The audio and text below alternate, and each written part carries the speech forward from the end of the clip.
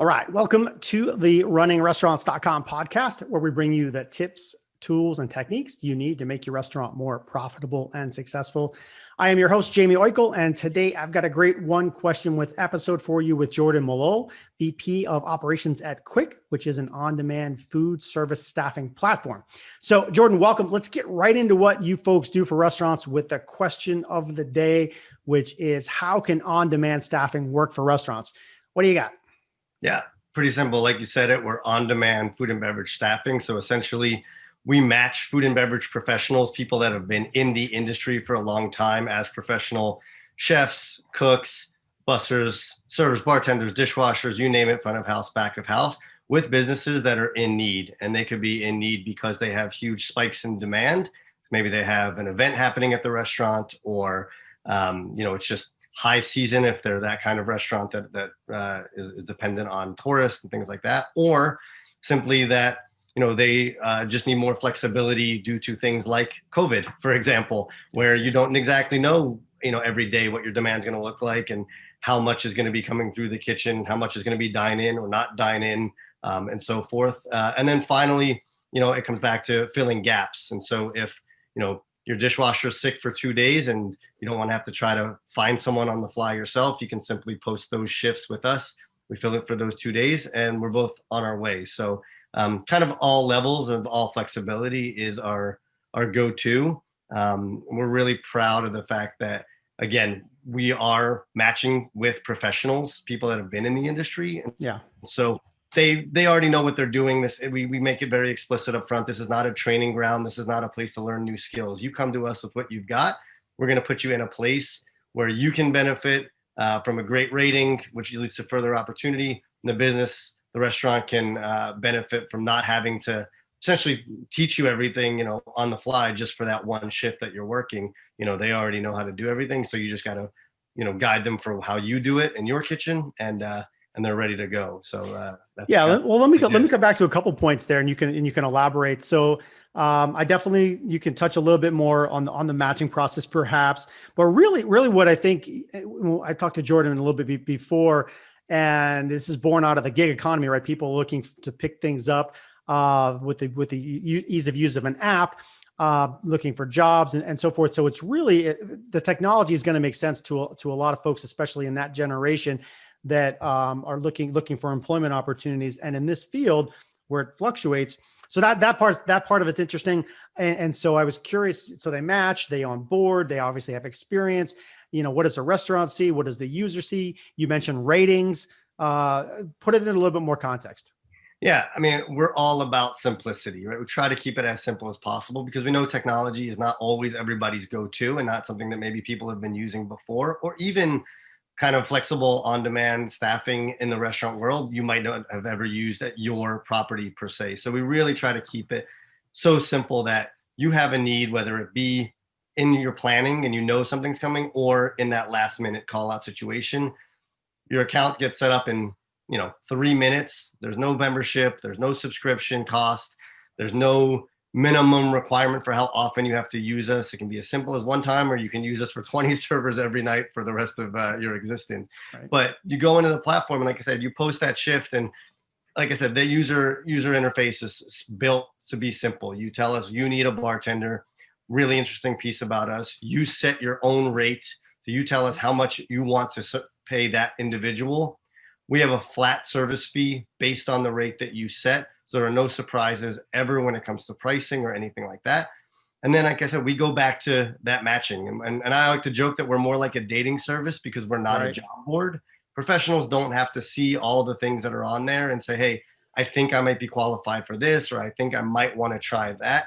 We tell the professional, hey, knowing what we know about you, knowing the data that we have from your past experience, knowing your resume, and knowing the business, we think this is the best match possible. So we're only going to make those pairs. We know it's going to be successful for both sides and a comfortable situation for both sides at the end of the day.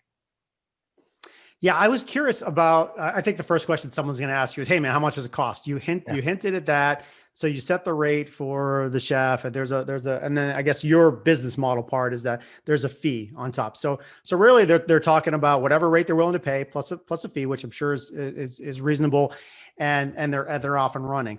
The next question I might have is like, oh, are they certified in this or background checked in that? What other things do people that get into your database have to do?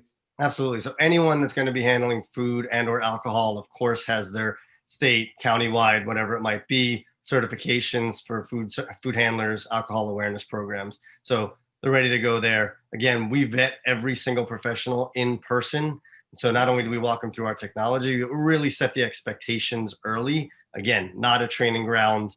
Come in with your professional. And again, it's really, it benefits both sides. If you fudge your resume a little bit and say, hey, yeah, I'm a banquet chef, I can definitely do that. You're just going to go out to that kind of shift and potentially get a 1 or 2 star and never work on our platform again. So you're incentivized to be honest up front, set yourself up for success. And again, we have that expectation that when you get there, the business is described exactly what you'll be doing. The pricing is transparent. What that business felt that you and your shift and your time was worth. Happy people tend to be better workers, which tends to make business happier, and it's just kind of cyclical from there. And so that's kind of the vetting process a little bit more about the ratings and how we set that expectation. We also do something interesting where, in addition to meeting everybody in person, and really it goes back to data, tying every single thing to data. So if you are not on time to your orientation, that's data. If you were not dressed professionally, we ask you to come in your black on black attire with non-slip shoes. If you don't know what that means, Qwick, probably not the platform for you, right? Food and beverage, maybe not for you. So all those would get attached to data. We give you a food and beverage quiz written based on the experience you're telling us you have. So just because you say you're a bartender doesn't mean that you're a bartender at the level that necessarily we or the business partners on our platform are looking for. We want to make sure that you're at that level that you say you are. So that becomes data. And then as you go forward, you obviously have the ratings from the businesses that you've worked at. You also have data attached to how many times have you been late? How many times have you canceled or no-showed or didn't actively confirm some of the confirmations that we have along the way that ensure reliability. So even though our name is Qwick, which would imply speed is our our highest priority, our actual highest priorities are quality and reliability driven by that data along the way. Gotcha. Yeah, I was just jotting down a couple notes and stuff, but something that popped into my head from earlier. You mentioned COVID. That's where we are. We're sitting in October. It's been, unfortunately, 6+ months that all restaurants are dealing with this. They're bringing staff back. They probably have some fluctuating demands, like you talked about. What are you seeing from clients in the marketplace as it relates to COVID? Are they trying to fill the gaps, unexpected, fluctuations in demand? What do you see?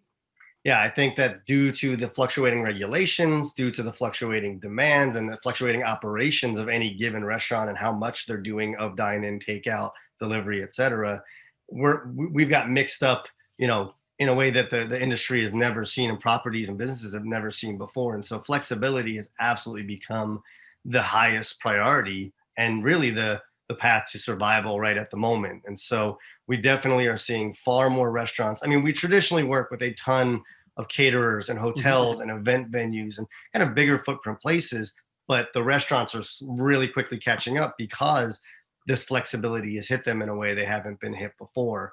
And so, being able to just plug in a dishwasher or, like I said, a line cook has been, tremendous. And again, not having that a commitment that you have to use a certain amount.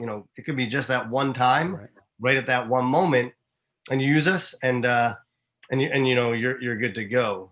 So I think that that's a huge difference from the restaurant side of things that we haven't seen before. Yeah, absolutely. Yeah, it was good. You already hit it, but I was going to ask you about use cases and other folks, but you mentioned caterers and events and hotels and stuff. So folks, if you're listening, you do that stuff, these guys can help you out as well.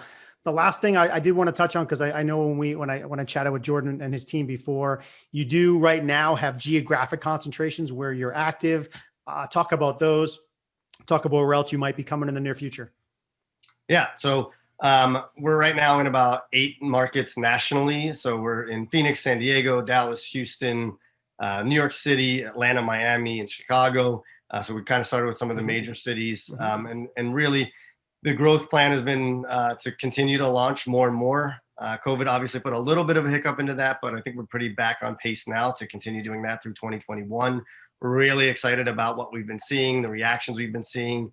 The feedback has been unbelievable from businesses and from professionals. Everything we build on our platform essentially could be tied back to a piece of feedback we received from an individual user. I mean, we're really open about how we build in that way. And again, even our business model and the use cases you talked about that we apply to were a lot of things that we never intended to do, but because we heard the feedback that, hey, we'd like to use you in this way, you know, we've built things like that. A good example is that with the restaurants having to lay off, unfortunately, a lot of people and caterers and hotels for that matter, you know, a lot of folks said, hey, I want to just bring back my people, but they're not on Qwick. And I don't have the the head count right now or to bring them on full time, but I really want those people back. So we built an entire kind of new process to allow you to tell your ex-employees, sign up for Qwick. Again, doesn't cost them anything, and you can essentially start, you know, finding them on Qwick and use them